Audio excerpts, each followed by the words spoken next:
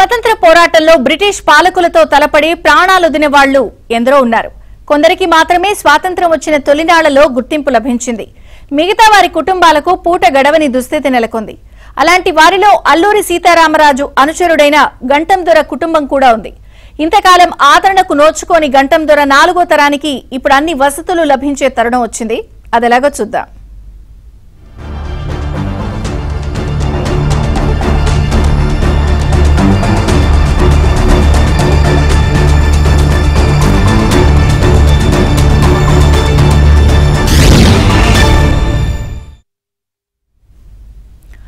అల్లూరి సీతారామరాజు స్వాతంత్ర ఉద్యమం కోసం ఆయన చేసిన పోరాటం మరువలేనిది. ఆయన వెంట ఉండి స్వాతంత్ర పోరాటంలో కీలకంగా వ్యవహరించిన గంటం దొర వాసులు పేదరికాన్ని అనుభవిస్తున్నారు. వాళ్లకు ఉండడానికి సరైన గూడు కూడు లేని దుస్థితి ఆ వారసులకు ఏర్పడింది. Nagarjuna construction company double bedroom ఫ్లాట్లను నిర్మించి ఇవ్వడంతో గంటం దొర వారసుల కళ్లలో ఆనందానికి అవధుల్లేవు.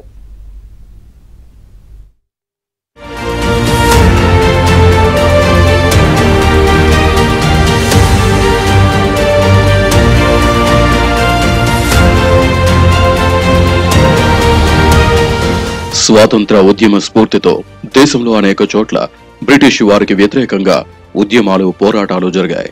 అలాంటి పోరాటాల్లో ఒకటి ఉమ్మడి విశాఖ జిల్లా, తూర్పుగోదావరి జిల్లా మన్యం ప్రాంతాలలో జరిగిన ఉద్యమం. 1922-1924 మధ్య కాలంలో అటవీ ప్రాంతంలో అల్లూరి సీతారామరాజు నేతృత్వంలో బ్రిటిష్ ప్రభుత్వంపై స్థానిక గిరిజనులు చేసిన తిరుగుబాటును మన్యం విప్లవం, రంప విప్లవంగా పిలుస్తారు.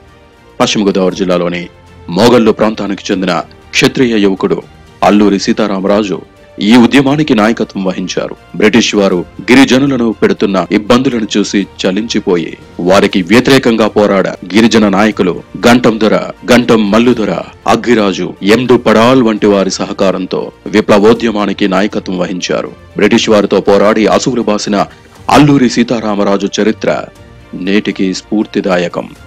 అప్పటికే ఉద్యమంలో కీలకంగా ఉన్న గంటం దొర అల్లూరి సీతారామరాజు మరణం తర్వాత కూడా తన పోరాటాన్ని కొనసాగించారు. బ్రిటిష్ వారిని ముప్పు తిప్పలు పెట్టారు. 1924 జూన్ 7వ తేదీన వలసంపేట గ్రామం వద్ద సింగధార అనే ప్రాంతంలో ఆయన వీర మరణం పొందారు.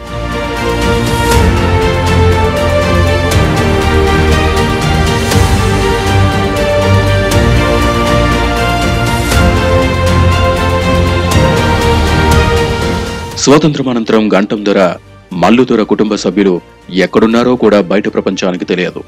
కానీ వారు పడుతున్న కష్టాలను మీడియాలో చాలా మంది చూశారు. కేంద్రం స్వాతంత్ర ఉద్యమ స్ఫూర్తిని నింపేందుకు దేశవ్యాప్తంగా అనేక కార్యక్రమాలు నిర్వహించింది. ఈ నేపథ్యంలో ప్రధాని మోదీ స్వయంగా అల్లూరి 125వ జయంతి వేడుకలకు హాజరయ్యారు. 4వ తరం వారసులను ఘనంగా సన్మానించారు. దాంతో ప్రభుత్వాలు కూడా వారిని గుర్తించాయి. అయినా వారికి ఎలాంటి సహకారమూ అందలేదు. ఇంతకాలం వాళ్లు పేదరికంలోనే మగ్గిపోయారు.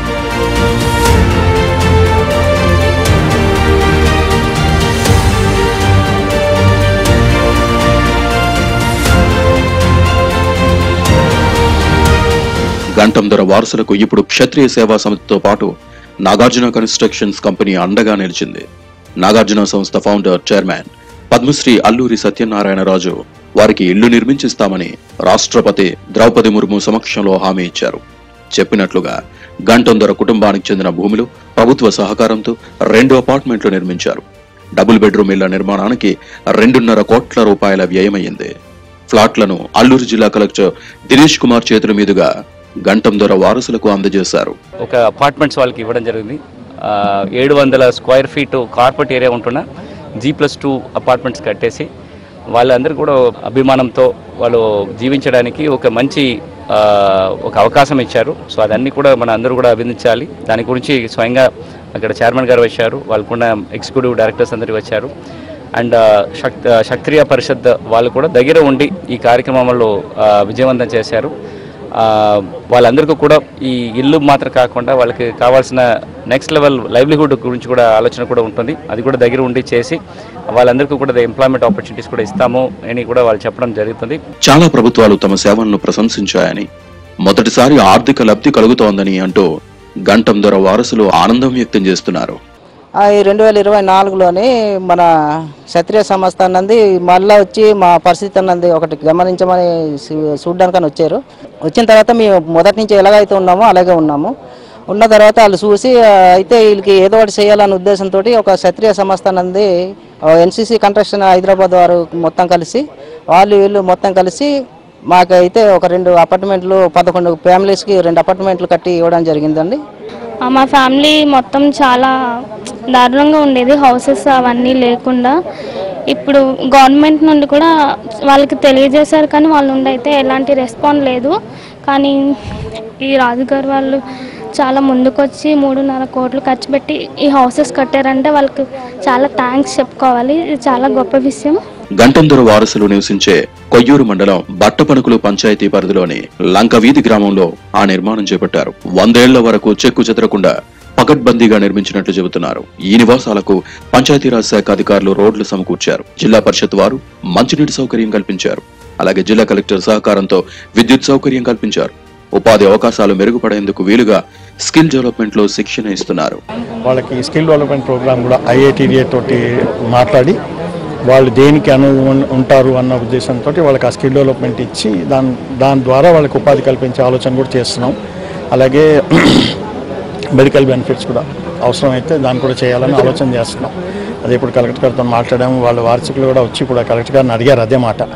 అయితే మాకు డబ్బులు ఇప్పించండి అంటే ఆయన కూడా అదే సమాధానం చెప్పారు. మీ స్కిల్ డెవలప్మెంట్ ఏ స్కిల్ మీద ఉంది, దేనికి కావాలి అన్నది ఉండి మీ ట్రైనింగ్ అయితే మేము తప్పకుండా మీకు శ్రీనిధి స్కీమ్లో కానీ లేకపోతే ముద్రా స్కీమ్లో కానీ ఇస్తామని చెప్పారు. మేము కూడా మా తోటి సహకారం గవర్నమెంట్కి ట్రైనింగ్ ఇచ్చి వాళ్ళకి చేస్తాం. చాలా సంతోషంగా ఉంది. వేరే పూర్ పీపుల్కి మా విలేజ్లో అంతర్వేదిలో ఒక 300 హౌస్లు 2 బెడ్రూమ్ హౌసెస్ కట్టించాం. CSR యాక్టివిటీస్లో ఇంకా మేము చాలా చేసాం. అక్షయ పాత్రకి చేసాం. అలా చాలా చేస్తూనే ఉన్నాం. కంపెనీ నుంచి ఉదారంగా చేస్తున్నాం.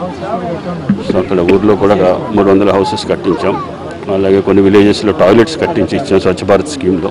ఏళ్ల తరబడి కనీస వస్తువులకు నోచుకునే కుటుంబాలకు ఇప్పుడు సకల సౌకర్యాలు ఏర్పాటవుతున్నాయి. ఇకపై తమ బతుకులు బాగుపడతాయని వారు ఎదురు చూస్తున్నారు.